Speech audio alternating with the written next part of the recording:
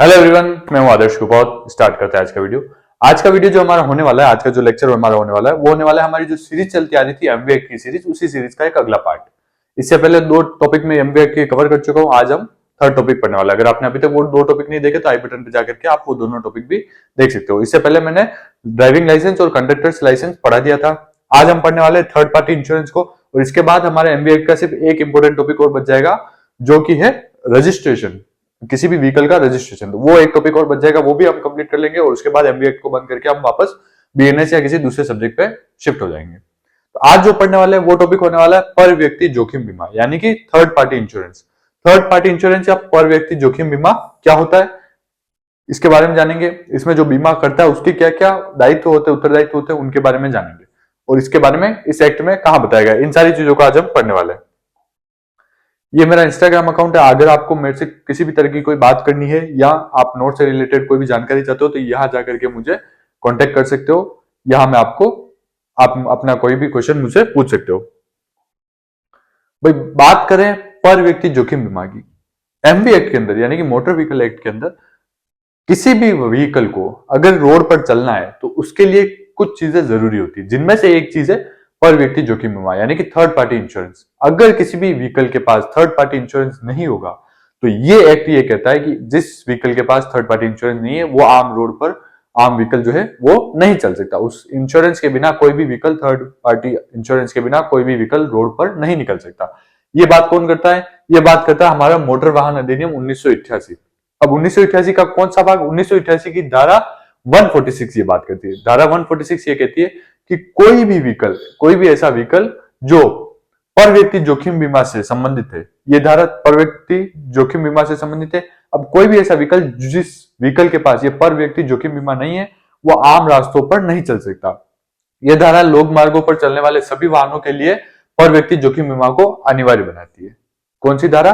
धारा याद रखनी है 146, एमवी एक्ट की धारा 146 पर व्यक्ति जोखिम बीमा के बारे में बताती है। अब ये 146 क्या कहती है, इस धारा को भी एक बार पढ़ लेते हैं। 146 धारा को अगर आप पढ़ने जाओगे तो 146 धारा में सब धाराएं बहुत सारी है, यानी कि सब क्लोज बहुत सारे, तो ऐसे पढ़ोगे तो पूरा एक पेज भर के धारा ही है। लेकिन हमें जो इंपॉर्टेंट इससे रिलेटेड पढ़नी है, पर व्यक्ति जोखिम बीमा से रिलेटेड, वो पढ़नी है 146 सब क्लोज 1 वाली। सब क्लोज 1 वाली धारा क्या है, एक बार मैं आपको यूं यूं पढ़ा देता हूं, फिर आपको समझा देता हूं। क्या कहती है धारा? ये कहती है कि कोई भी व्यक्ति सिवाय किसी यात्री के रूप में, ये चीज आपको ध्यान रखना है, इस चीज को मैं आपको अभी परिभाषा पढ़ने के बाद में समझाता हूं। कोई भी व्यक्ति सिवाय किसी यात्री के रूप में तब तक किसी सार्वजनिक स्थान पर, किसी भी सार्वजनिक स्थान पर किसी भी मोटर यान का उपयोग नहीं कर सकेगा या किसी अन्य व्यक्ति से उपयोग नहीं कराएगा या उसे उपयोग करने की अनुमति नहीं देगा जब तक कि यथास्थिति उस व्यक्ति या उस अन्य व्यक्ति यान के उपयोग के संबंध में इस अध्याय की अपेक्षाओं के अनुपालन वाली बीमा पॉलिसी प्रवर्त न हो। कोई भी ऐसी बीमा पॉलिसी जब तक उस व्हीकल के पास नहीं है, जो बीमा पॉलिसी के बारे में कहा अध्याय 11 में बता रखा है, अध्याय 11 में जिन पॉलिसी के बारे में बता रखा है वो अगर फुलफिल नहीं करता है कोई भी व्हीकल, तो वो व्हीकल किसी भी तरह से रोड पर नहीं चल सकता। न तो वो खुद चल सकता है, मतलब जिस सार्वजनिक स्थान पर वो व्हीकल का उपयोग कोई भी व्यक्ति नहीं कर पाएगा, उसके बाद न तो वो व्यक्ति कर सकता है न किसी अन्य व्यक्ति के थ्रू उस व्हीकल का उपयोग करा सकता है, अगर उस व्हीकल का थर्ड पार्टी इंश्योरेंस नहीं है तो यानी कि जो कोई भी मोटर वाहन है, यानी कि कोई भी गाड़ी है, उसका मालिक भी स्वयं उसका उपयोग नहीं कर सकता अगर उसके पास थर्ड पार्टी इंश्योरेंस नहीं है तो, और वो मालिक उस गाड़ी को किसी अन्य व्यक्ति को दे करके उसके थ्रू भी उसका उपयोग नहीं करवा सकता, यानी किसी अन्य व्यक्ति को दे करके भी उस गाड़ी को नहीं चलवा सकता जब तक उसके पास थर्ड पार्टी इंश्योरेंस नहीं है। ये कहां दे रखा है? ये इस अध्याय के अंदर, कौन से अध्याय 11 के अंदर जो जो अपेक्षाएं दे रखी है बीमा से रिलेटेड, उन सबको फुलफिल अगर नहीं करता है तब तक वो वाहन सड़क पर चलने योग्य नहीं है, यानी कि उस वाहन को सड़क पे नहीं चलाया जा सकता। और 11 में क्या बता रखा है? थर्ड पार्टी इंश्योरेंस के बारे में बता रखा है कि इंश्योरेंस जब तक नहीं होगा, उसकी डेट होगी, इतने का होगा, ये सब चीजें अध्याय 11 में बताएगी। टोटल कितने? टोटल 14 अध्याय इसमें आपको ध्यान रखना है। एमवेट के अंदर टोटल 14 अध्याय, 14 में से जो 11वां अध्याय है उसमें ये बीमा की पॉलिसी के बारे में बता रखा है, बीमा के बारे में बता रखा है। तो 11वें अध्याय में जो जो भी धाराएं दे रखी है, जो जो भी पॉइंट दे रखे हैं, वो जब तक फुलफिल नहीं होते, जब तक वो पॉइंट पूरे नहीं होते, तब तक कोई भी व्हीकल जो है सड़क पर नहीं चलाया जा सकता। ना उस खुद उस जो भी वाहन है उसका मालिक के द्वारा चलाया जा सकता है, न वो किसी अन्य व्यक्ति को देकर के उसे सड़क पर चला सकता है। लेकिन अब यहाँ एक पॉइंट आया है जो मैंने आपको नोट करने के लिए बोला था कि सिवाय किसी यात्री के रूप में, यानी कि मान लो अगर कोई बस है तो उस बस में अगर कोई भी व्यक्ति बैठ रहा है, कोई भी व्यक्ति इस बस में बैठ रहा है, तो उसमें इस बस का बीमा है या नहीं, इसकी जिम्मेदारी किसकी होगी? इस बस के मालिक की और इसके ड्राइवर की। यानी कि अगर जो व्यक्ति कोई इसमें बैठ रहा है, सवारी के रूप में अगर बैठ रहा है, किसी यात्री के रूप में इसमें बैठ रहा है, तो उसकी ये जिम्मेदारी नहीं है, उसके ऊपर ये नहीं है कि भाई इसका बीमा है या नहीं है। वो जिम्मेदारी किसकी? इन यात्रियों के ऊपर नहीं है। यात्रियों का इससे कोई लेना देना नहीं है, ड्राइवर से या उसके मालिक से लेना देना है। आपको बात ये समझ में आ गई? यहां पर स्पेशल इसमें ये लाइन दे रखी है कि सिवाय किसी यात्री के रूप में, अगर कोई व्यक्ति यात्री के रूप में अगर उसमें चढ़ रहा है तो उसे इंश्योरेंस वगैरह की इसकी आवश्यकता नहीं है उस यात्री को, लेकिन जो मालिक है उसको आवश्यकता है, उसको ये चीजें देखनी होगी। तो ये आई होप ये चीज आपको समझ में आ गई होगी। धारा याद रखनी है एमवे की 146 सब क्लोज 1 में किसके बारे में दे रखा है? पर व्यक्ति जोखिम बीमा के बारे में बता रखा है कि जब तक पर व्यक्ति जोखिम बीमा नहीं होगा तब तक कोई भी व्हीकल जो है सड़क पर चलने योग्य नहीं माना जाएगा। अब 146 तो हमने पढ़ लिया कि 146 में क्या दे रखा है, 146 में क्या दे रखा है कि पर व्यक्ति जोखिम बीमा के बारे में दे रखा है। लेकिन 146 का अगर कोई उल्लंघन करता है, यानी कि इंश्योरेंस नहीं है, उसके बाद भी गाड़ी को जो है सड़क पर चलाता है, तो उस व्यक्ति का क्या होगा? तो उस व्यक्ति का, अगर मान लो कोई व्यक्ति 146 का उल्लंघन करता है, धारा 146 एमवी एक्ट की इसका उल्लंघन करता है, तो उसे इस अधिनियम की, इसी अधिनियम की यानी कि एमवी एक्ट की ही धारा कौन सी 196 के अंदर उसे दंडित किया जा सकता है। 196 के अंदर क्या दंड के प्रावधान दे रखे कि अगर कोई व्यक्ति 146 का उल्लंघन करेगा तो उसे किस किस प्रकार के दंड मिलेंगे। तो एक बार मैं आपको 146 पढ़ा चुका हूं, अब 196 के बारे में बता दो कि क्या क्या दंड दे रखे हैं। इस धारा के 196 के अंदर दंड के बारे में बता रखा है, क्या क्या दंड बता रहा है। अगर कोई व्यक्ति 146 का उल्लंघन करता है तो उस व्यक्ति को क्या होगा? उस व्यक्ति को 3 महीने तक की क्या हो सकती है? जेल हो सकती है, या उससे 2000 रुपए तक का जुर्माना भी हो सकता है। या तो 3 महीने की कैद हो जाएगी, जेल हो जाएगी, या 2 महीने का तक 2000 रुपए तक का जुर्माना हो जाएगा, या दोनों भी हो सकते हैं। क्या? या तो केवल 3 महीने की जेल हो सकती है, या केवल 2000 रुपए का जुर्माना हो सकता है, या दोनों भी हो सकते हैं कि 3 महीने तक की जेल और 2000 रुपए तक का जुर्माना, दोनों भी किया जा सकता है। लेकिन यहाँ एक कंडीशन है, ये कंडीशन तब होगी, ये वाला तब माना जाएगा जब उसने पहली बार ऐसा अपराध किया है। पहली बार अगर उस व्यक्ति ने इस धारा का 146 का उल्लंघन किया है तो उसे 3 महीने की जेल और 2000 रुपए तक का जुर्माना देकर के छोड़ा जा सकता है, या दोनों भी दिया जा सकता है, या दोनों में से कोई एक भी दिया जा सकता है। लेकिन अगर वो इस अपराध को रिपीट करता है, यानी कि सेकंड टाइम या थर्ड टाइम ऐसा अपराध किया जाता है, यानी कि सेकंड टाइम या थर्ड टाइम 146 का उल्लंघन करता है, तो यहां पर क्या होगा? यहां पर यह होगा कि जो सजा है 3 महीने वाली, वो तो 3 महीने की सजा रहेगी, लेकिन जो जुर्माना है वो 2 से बढ़कर के क्या हो जाएगा? 4000 तक का हो जाएगा। यानी कि 3 महीने तक की जेल या 4000 रुपए का जुर्माना, या दोनों हो जाएगा। कब हो जाएगा? जब वो 146 का उल्लंघन एक से अधिक बार करता है। फर्स्ट टाइम करेगा तब तक तो 2000 रुपए तक का जुर्माना ही रहेगा, लेकिन जब फर्स्ट टाइम से अगली बार कर लेगा, second time, third time, fourth time, तो उसका जुर्माना बढ़ करके क्या हो जाएगा?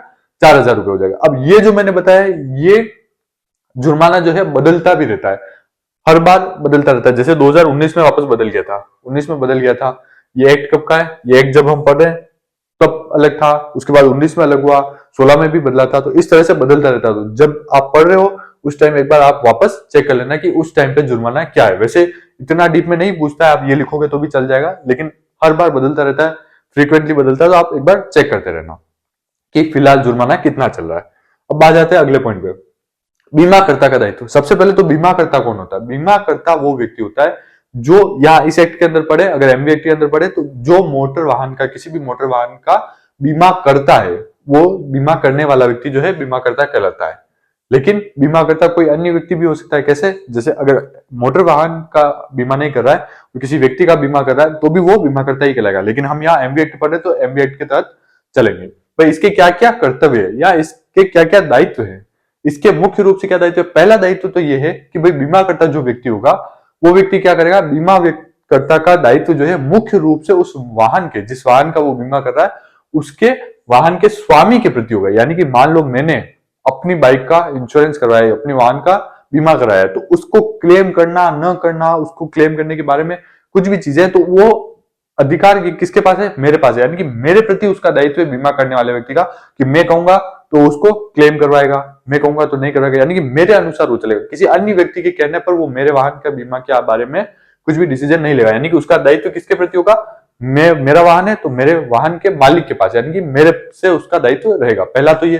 दूसरा है कि बीमाकर्ता का दायित्व धारा 147(2) सब क्लोज 2 में जो विनिर्दिष्ट सीमा तय की गई है उस सीमा तक ही रहेगा, यानी कि इसमें 147(2) में क्या दे रखा है? 147(2) में दे रखा है कि भाई एक निश्चित प्रीमियम होगा, उस प्रीमियम का इतना बीमा होगा, यानी कि ये सारी प्रीमियम वाली चीजें और ये सारी चीजें 147 में दे रखी है। तो उसके अधीन, यानी कि इस धारा में जो चीजें दे रखी है उसके अधीन ही बीमाकर्ता का दायित्व होगा, उससे अधिक दायित्व नहीं होगा। थर्ड पॉइंट क्या? थर्ड पॉइंट ये कि बीमाकर्ता का दायित्व लोक सेवा वाहन की किसी यात्री की मृत्यु या निशक्तता के विरुद्ध होता है, यानी अगर कोई भी वाहन में किसी व्यक्ति को एक्सीडेंट हो जाता है और किसी व्यक्ति की मृत्यु हो जाती है या वो उसको गंभीर रूप से चोट पहुंच जाती है, तो ऐसी स्थिति में उनके प्रति उस बीमाकर्ता का दायित्व होगा, यानी कि उनको, क्योंकि थर्ड पार्टी इंश्योरेंस है, यहाँ कौन सा इंश्योरेंस है? थर्ड पार्टी इंश्योरेंस के कंपलसरी बताया गया है। तो थर्ड पार्टी इंश्योरेंस यानी कि सामने वाले को अगर कोई चोट वगैरह लग जाती है तो उसको क्लेम देने का अधिकार, उसका दायित्व भी किसका हो जाएगा? बीमाकर्ता का, उसका दायित्व हो जाएगा। फोर्थ पॉइंट क्या है? बीमाकर्ता का दायित्व किसी लोक स्थान यानी कि किसी भी पब्लिक प्लेस पर वाहन के प्रयोग से क्षतिकारी से प्रतीत होता है, यानी कि क्षतिकारी से प्रति होता है, यानी कि क्षति के प्रति होता है। अगर किसी भी पब्लिक प्लेस पे कोई भी एक्सीडेंट हो जाता है तो उसके प्रति भी किसका जो है दायित्व होगा? उसके प्रति भी दायित्व किसका होगा? बीमाकर्ता का दायित्व होगा, यानी कि वो उसे सही करेगा। क्यों? क्योंकि थर्ड पार्टी इंश्योरेंस। इंश्योरेंस दो प्रकार के होते हैं भाई, आपको नॉर्मल बेसिक तो पता होगा, फिर भी मैं बताता हूँ। एक तो ये कि मान लीजिए ए और बी, ये दो गाड़ी है, ये आपस में टकरा जाती है, तो भाई अगर थर्ड पार्टी इंश्योरेंस है तो ए गाड़ी ने बी गाड़ी को टक्कर मार दी मान लो, तो बी गाड़ी को जो भी नुकसान हुआ है वो थर्ड पार्टी इंश्योरेंस में देगा, और फर्स्ट पार्टी इंश्योरेंस है तो वो इसका भी नुकसान देगा। यानी कि कुल मिलाकर आपको चीजें समझ में आ गई।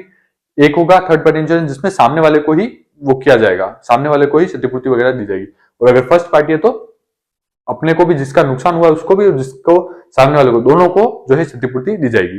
तो पांचवा पॉइंट क्या है? पांचवा पॉइंट है बीमाकर्ता का दायित्व बीमाकृत यानी कि इंश्योर्ड व्यक्ति के प्रति उस दायित्व के विरुद्ध होता है जो उसका किसी व्यक्ति की मृत्यु, स्थायी निषेधता या किसी पर व्यक्ति की संपत्ति की क्षति के लिए होता है। यानी कि ये पॉइंट क्या कह रहा है? ये पॉइंट ये कह रहा है कि मान लो ए व्यक्ति ने बी व्यक्ति को, ए व्यक्ति की गाड़ी से बी व्यक्ति का एक्सीडेंट हो जाता है, तो क्या होता है? ए व्यक्ति का क्या दायित्व हो जाता है? ए व्यक्ति का दायित्व हो जाता है कि इस व्यक्ति को जो भी नुकसान हुआ है, जो भी क्षतिकारित हुई है, उसका भुगतान कौन करे? ए व्यक्ति करे। लेकिन बीमाकर्ता अगर उसने थर्ड पार्टी इंश्योरेंस ले रखा है तो यहाँ क्या हो जाएगा?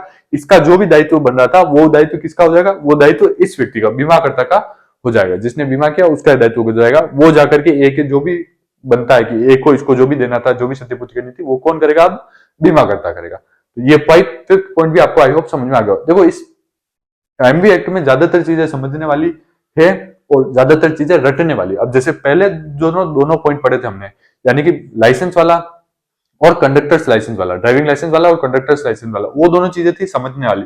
और ये जो है बीमाकर्ता वाला, इस पॉइंट में इतना ज्यादा समझने वाली चीजें कुछ नहीं, याद करने वाली चीजें तो आपको सामने दिख रही है, इनको लिख लीजिए, नोट कर लीजिए और याद कर लीजिए। अगर नोट्स चाहिए तो यहाँ मुझे कॉन्टेक्ट कर सकते हो, इस नंबर पे कांटेक्ट कर लेना, तो वो आपको नोट्स दे देंगे। इंस्टाग्राम पे अगर मुझसे कोई पर्सनल बात करनी है तो आप मुझे इंस्टाग्राम पे कांटेक्ट करना, और नोट्स वगैरह के बारे में कुछ पूछना है तो इस नंबर पे कांटेक्ट कर लेना। एक टॉपिक और बचा है हमारा, कौन सा वाला?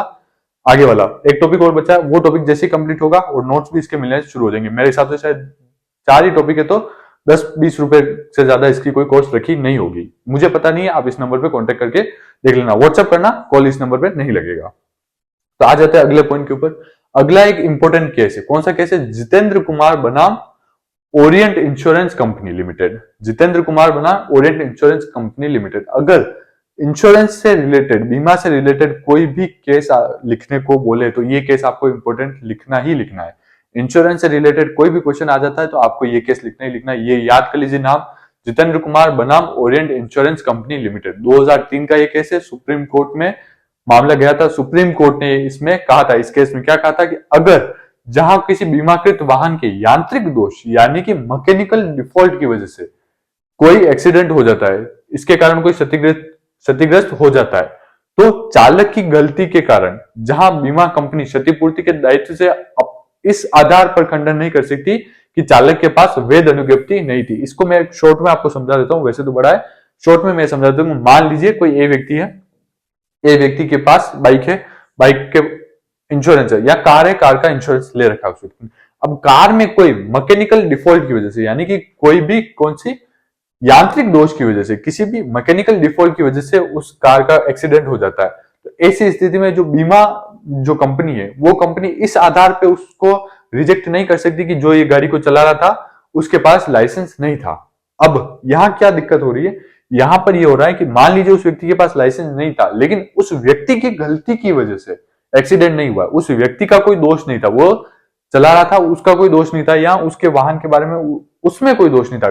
गाड़ी गाड़ी में कोई मिस्टेक होने के कारण से अगर कोई एक्सीडेंट हो जाता है, गाड़ी की मिस्टेक की वजह से कोई एक्सीडेंट हो जाता है, ऐसी स्थिति में क्या होगा, ऐसी स्थिति में बीमा जो कंपनी है वो इस आधार पे उसको बीमा को क्लेम को लेने से रिजेक्ट नहीं कर सकती कि उस व्यक्ति के पास लाइसेंस नहीं था। यानी कि गाड़ी में अगर डिफॉल्ट है तो इसमें ड्राइवर की कोई गलती नहीं है, तो ड्राइवर के लाइसेंस से यहाँ कोई लेना देना नहीं है। गाड़ी में गलती थी तो आपको क्लेम देना ही हुआ। ये बात किसमें कही थी, जितेंद्र कुमार बनाम ओरिएंट इंश्योरेंस कंपनी में कही थी। तो आई होप ये चीज आपको समझ में आ गई होगी। इसमें ज्यादा कुछ समझने वाली चीज नहीं थी, रटने वाली ही चीज थी, आपको ये याद ही करना पड़ेगा। ये टॉपिक आगे वाला टॉपिक है वो समझने वाला है, वो मैं आपको समझा दूंगा। और लाइसेंस, ड्राइविंग लाइसेंस और कंडक्टर लाइसेंस मैं आपको अच्छे से समझा चुका हूं। अगर आपने वीडियो नहीं देखी है तो वो जाकर के देख लीजिए। उसके बाद हमारा एमबीए पूरा कंप्लीट हो जाएगा। सारे इंपोर्टेंट 4 टॉपिक थे, चारों कंप्लीट हो जाएंगे। आप नोट्स चाहो तो इस नंबर पर कॉन्टेक्ट करके ले सकते हो।